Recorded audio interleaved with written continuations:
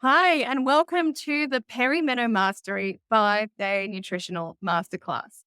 My name is Laini. I'm founder of Stacked Whole Food Blends and the No Plus Nourish Method coaching membership.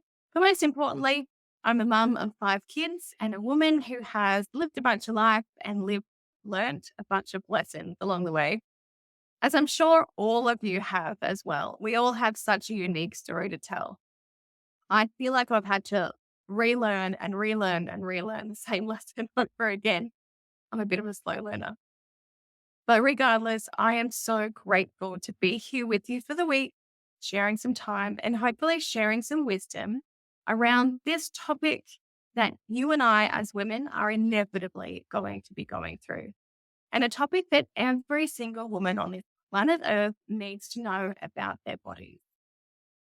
It feels like our culture, somehow along the way, has lost the art of educating the next generation of women about their bodies and about the stages and phases of life that we will go through and about the holistic supports available at our fingertips. That really excites me. The topic of nutritional medicine just lights me up. It is so underutilized. There is a lot of robust science that shows us that we can be reaching for certain foods to support us in certain ways. And we can reduce our reliance on pharmaceutical medicine. That is super exciting to me. There are so many science backed ways that we can support ourselves. Now, before I get on my soapbox and get distracted, I'm going to pull my slides up so I can stay on track. Now, before we go any further, I want to check in with you. How are you feeling about menopause? How are you feeling about perimenopause? Do you view it with impending doom because the woman next door keeps complaining about the hot flushes and the night sweats and the brain fog and all that fun stuff? Or maybe like me, you've gone through life, with a bit of apathy toward perimenopause because you really don't know anything about it. You're a bit like, oh, I guess it's going to happen at some point. The media has done a great job of painting it poorly and not educating us on how to make it a pleasant experience. So I'm looking forward to hearing your feelings about it in the comments. So please go ahead, type it in. I will read every single one. In Western society, perimenopause and menopause are viewed pretty negatively. To attitudes toward aging, particularly for women, are quite difficult. And those views can manifest in a variety of ways. Let me just touch on them real quick. Ageism and stereotyping. I feel like women can be stereotyped as being less capable, less attractive, less valuable as they age. Menopause can inaccurately be seen as a marker of becoming old, and that can lead to discrimination and social exclusion and all the rest. And this one, my mother has used that word invisible to describe how she feels in her stage of life. As she ages, as she matures, she's feeling like the world doesn't want to engage with her just by merit of her age. Super duper sad. And this one, jokes and stones social stigma. I've definitely seen this one. I haven't seen a lot of these personally in my life, but this one I certainly have. Menopause is the topic of jokes that can trivialize the experience, making it difficult for women to discuss their experiences and seek support. That perpetuates this culture of silence around menopause. And I don't know about you, but I'm now 40 something, and in my circle of friends and acquaintances, the topic of perimenopause doesn't come up, like it's not spoken about. In very recent times, where there's been a bit of discussion coming up about it. But this is just not something that women talk about much, at least in my experience. So all these negative views in our society that contribute to this broad attitude that undervalues women's experiences and challenges during menopause. And that can impact us in a variety of ways. But guess what? Did you know that in every other culture, when you ascend into menopause, you ascend into queendom? That is how women are viewed when they achieve menopause. Isn't that awesome? Menopause is not a result of aging. It's part of our hormonal life cycle. in the same way that puberty is a natural transition as well. It allows us to take a rest from menstruation and childbearing after many years of periods and all that comes with it. It's a time to be celebrated, and we can really embrace the changes and the freedom that come with menopause. Emotional acceptance is actually a huge key to the smooth transition into menopause. And that's not just a woo woo statement, it's a huge key in a smooth transition to menopause. And that's our emotional acceptance. Think about that.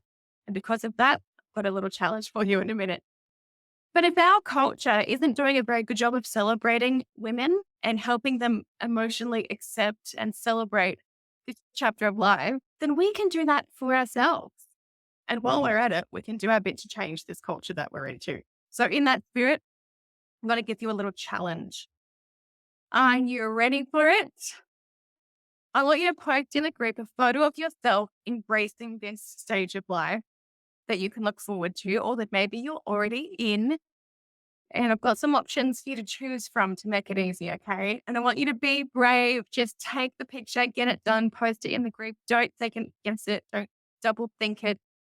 If we can all get over ourselves and just post it in there, right? I've had to do it myself to show you the example. Okay, idea number one. Just take a photo of you in a selfie with a smile on your face to symbolize the joy and positivity of entering this new phase of life. Option number two, write a little affirmation on a sticky note, or if you don't have a sticky note like me, just put it on some paper and sticky tape it to the mirror so that you can see it often. My note there says, I am the author of my vibrant next chapter. I love that so much. And we really are. We'll talk about how you can be the author of your life. Did you know that the field of epigenetics is quite recent, but it is now showing us that we are actually in charge and in control of about 90% of our health. Isn't that amazing? We do not need to be victims in our life. We don't need to be victims to our genetics. The answer lies in our lifestyle, which is largely nutrition and movement and mindset. So I'm going to get into that. If you want some more ideas of affirming statements, you can check out the statements on this page, but here's some examples. I am entering my years of wisdom and strength. Every day brings me closer to my queendom. I welcome this new phase with open arms and a fierce heart. I embrace the wisdom of my body's natural rhythm. You can read through them and choose your own or write your own. Idea number three, a crown doodle. Just draw your queen's crown on the mirror, place your head under it and take a photo. And then have a laugh at yourself, because what you'll find is that crown, once you lift up your phone to take a little picture, you're going to see that that crown has now just like grown in size. I did not take into account the physics of the distance between. Anyway, I won't get into that. But basically, you might just have a bit of fun resizing your crown once you put your phone up. It's actually quite amazing. That's a tiny, tiny little crown that somehow on my head once you put the camera to the mirror. Anywho, idea number four. High five your reflection in the mirror, capturing this moment of self-support and encouragement. You guys, that's what this week is all about. We're giving you the tools to really be your own self-supporter and your own best encourager. This is powerful stuff. Today, we're talking about a little bit about the mindset. Video one, we're talking about lay of the land, like what the heck is even perimenopause. But then the rest of the week is dedicated to solutions, dedicated to giving you very implementable, easy tools to help you fly through perimenopause. All right, idea number five, toast yourself. Raise a glass of water or your morning coffee. Take a picture to celebrate the journey that you'll be on. And look, it might feel unimportant, but my gosh, with the vibe our society gives us about perimenopause, we need all the reframing, all the positivity, and all the empowerment that we can possibly get. Personally, I'm actually really excited to exit the childbearing years. And I have 5 kids and I love them all dearly. Like, I will cry at just the idea of them growing up and leaving the house. But yet I'm actually looking forward to being done with periods. I mean, my cycles are fairly, low fuss, but still, I would love to be done with them. And I'm genuinely looking forward to the wisdom and the spaciousness of that time at a later stage of life will bring me.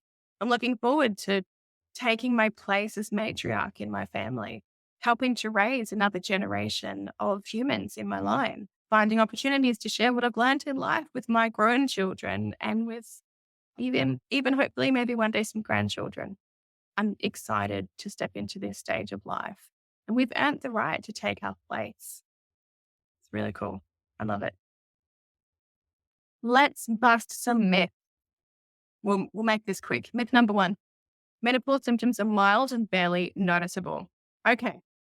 The intensity of perimenopause symptoms will vary widely among women, and they're not always mild. And usually that's because we're not supporting ourselves very well. But it really can impact our day-to-day life. And so just acknowledging the range of symptoms that might be possible can encourage a more proactive approach to manage them and introduce that targeted lifestyle approach and changes as we enter perimenopause. And that has fantastic results in actually helping us steer through with minimal fuss. Okay, myth number two: severe symptoms are unavoidable and we have no control. Now, I just touched on this. Epigenetics tells us that we actually have 90% control of our health. So that one is now busted well and truly. There's a lot of misplaced fear around perimenopause, and I certainly don't want to be one to add to that. But the reality of the majority, like the state of perimenopause for the majority of women, and we're going to look at the stats in the next video, is quite sobering. And so it's important to get a realistic picture of what women are experiencing, but then also what we can do to actually steer away from that picture and realistically have a very different experience of life. Myth number three: you need medication to suppress your symptoms. Okay, hear me on this. Symptoms are changeable, they're not permanent. Think carefully before agreeing to hormonal medication, antidepressants, or even surgical interventions like hysterectomy to solve a temporary hormonal challenge. While hormonal replacement therapy is a super go-to well-known treatment for symptom relief during perimenopause, it's not the only solution. We have a range of tools available to us. Our nutrition, our lifestyle, our mindset can go a long way to supporting hormonal balance and overall health during perimenopause. I'm not saying don't do it. I'm just saying let's think about what else we can do first. Yeah. Myth number four: your vagina will dry up and you won't enjoy sex anymore. This is not an issue at all for all women. And prevention is key here to preserving the integrity of the tissue of your vagina. The experts that I've been listening to advise to support vaginal health in early perimenopause. Reduction in estrogen means that the pH balance in your vagina changes, making you more susceptible to dryness, UTIs, STIs. We're going to do a deep dive on supporting estrogen balance during the first two videos. So pay attention to those. And this really can be the start of a vibrant chapter with proper care and understanding. Myth number, what should be 5, perimenopause only affects women in their 50s. Oh my goodness me. This was quite a surprise to me because even I thought that perimenopause was a concern for, maybe 50s. It's kind of what I thought too. But in reality, symptoms can often start in your late 30s and early 40s. We're going to get into that in video 1. So this stage of life affects half the population. Yet historically, it's been super understudied. Menopause has become notorious as a tumultuous time of life to be suffered through, to be endured through. But the research shows that it does not have to be that way. And yes, there are women who don't suffer perimenopause symptoms. They're small. It's only, I won't spoil the percentage, but it is teeny tiny percentage of women who don't experience perimenopause symptoms. Why is that?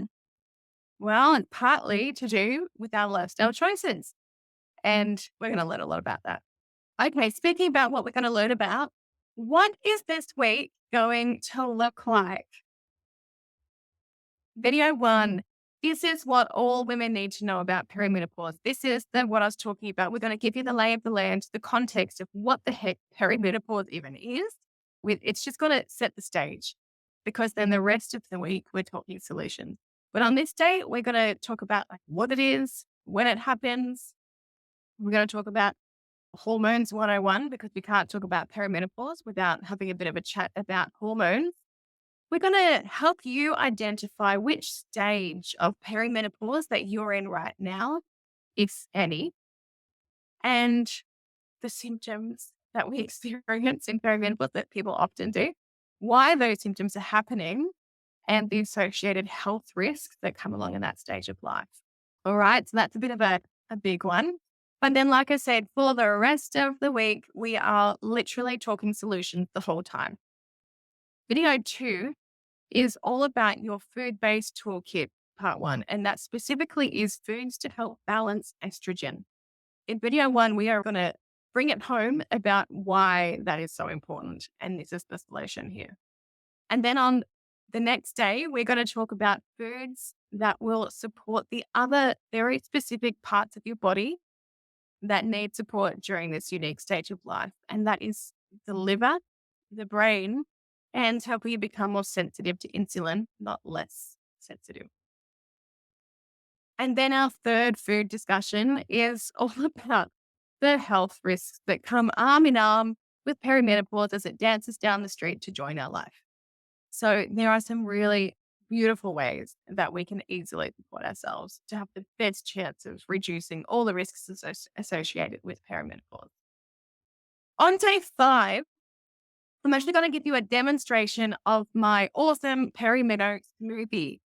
Now, if you know me, you know that I absolutely adore smoothies. My whole family does. In fact, we love them so much that we actually crafted our own range of smoothie booster blend. There are 3 reasons that I love smoothies. 1 is that they're so easy and quick for a busy morning. 2 is that they are so yummy. And 3 is that they can be incredibly functional if you craft them that way. Now, if you knew the amount of work that goes on behind the scenes to actually develop a smoothie recipe, you'd probably laugh at me. We've had health experts approve it. We've had lots of data balancing in lots of big spreadsheets that show all the micro and macronutrients and balancing it all out. Every ingredient that goes into that PeriMeno smoothie is in there for a very strategic and purposeful reason in the way that it supports your body through perimenopause.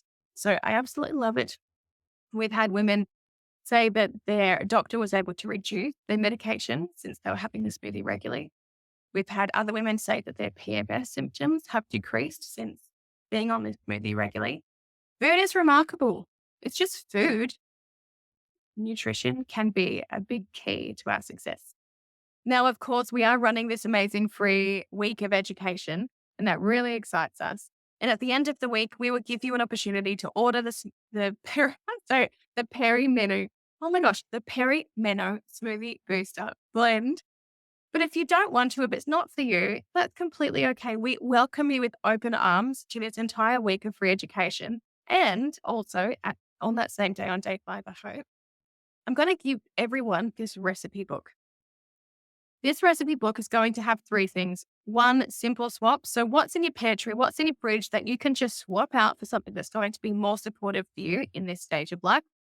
2, meal ideas. And these are the things that you actually don't want a recipe for. You already know how to make avocado on toast, but then let's learn, okay, well, that's a great choice because the avocado and that particular toast does all these things and has this biochemical reaction inside your body that supports this organ, that la la la la. Like, it's important to understand the ins and outs of why that food helps. Yeah. So we're going to give you lots of food ideas, meal ideas that will be supportive for you, but also recipes as well. And of course, we'll give you the savings code on that same day for the booster blend. Now, as much as I love educating about perimenopause through nutrition, I also wholeheartedly acknowledge that there are other ways that we can support ourselves too. So this is going to be a session all about the non-food supports for that stage of life. And we are very lucky. We get to quiz functional medicine practitioner Philly Billette on all things perimenopause. Now, just before we close up for today, I want you to know that everything that has informed the content for this week and informed the creation of the recipes for the smoothies has been crafted not just by some random information I've read on some news article or my own thoughts. I absolutely adore learning from these particular doctors. These doctors have dedicated their career life to learning about how to use food and holistic support to help us through different stages of life. And of course, lots of reference studies through the content as well. Now, guys, it's not too late to invite your friends. That minuscule percentage of women, I won't spoil the number, but if it's teeny tiny, that number is not good enough. The number of women who are not experiencing symptoms of perimenopause needs to rise. I'm not saying that we can't have any symptoms whatsoever, but those women who are experiencing severe symptoms affecting their life or even moderate symptoms, we can do so much to better support those women. And that might be you in a small amount of time. So invite your sisters, invite your workmates, invite your friends. I want them to be part of this growing minuscule number of women who are not experiencing big symptoms during perimenopause. I would just so love to change that number. And you could do that with me by inviting your friends to come along. Now, remember to do the challenge, choose your affirming post, take a picture, be brave, post it in the group. I will be waiting to see it load up. Now, repeat after me. I welcome this new phase with open arms and a fierce heart. I hope that you're one step closer to doing that after tonight. Have a fantastic day. I cannot wait to see you on video 1, where we labeled perimenopause, and then even more so for the rest of the week when we talk solutions. I will see you soon.